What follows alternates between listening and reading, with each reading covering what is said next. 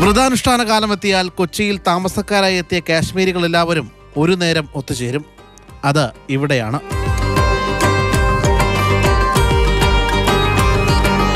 പള്ളിയിൽ ബാങ്ക് മുഴങ്ങുമ്പോൾ ഒരു മേശയ്ക്ക് ചുറ്റുമിരുന്ന ചെറിയൊരു ഭക്ഷണപ്പൊതിയുമായാണ് ഇവർ സ്നേഹം പങ്കിടുക.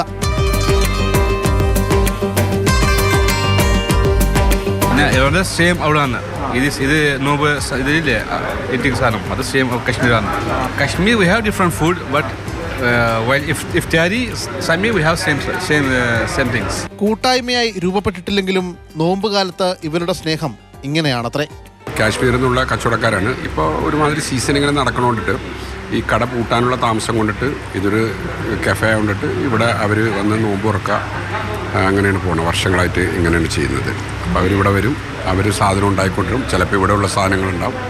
അവരൊരു വീട് പോലെ തന്നെ സ്വന്തം വന്ന് നോമ്പ് തുറന്ന് പോവുക, അത്രേ ഉള്ളൂ.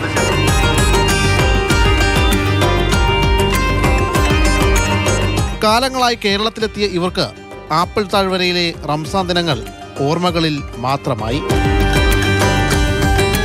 80കളുടെ കാലഘട്ടത്തിൽ കച്ചവടത്തിനായി കൊച്ചിയിലെത്തിയവരാണ് ഇവർ.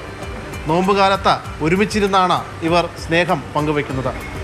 ക്യാമറമാൻ വിനു തോമസിനൊപ്പം ശ്യാമപ്രസാദ് ഉത്തമൻ, മാതൃഭൂമി ന്യൂസ്, കൊച്ചി.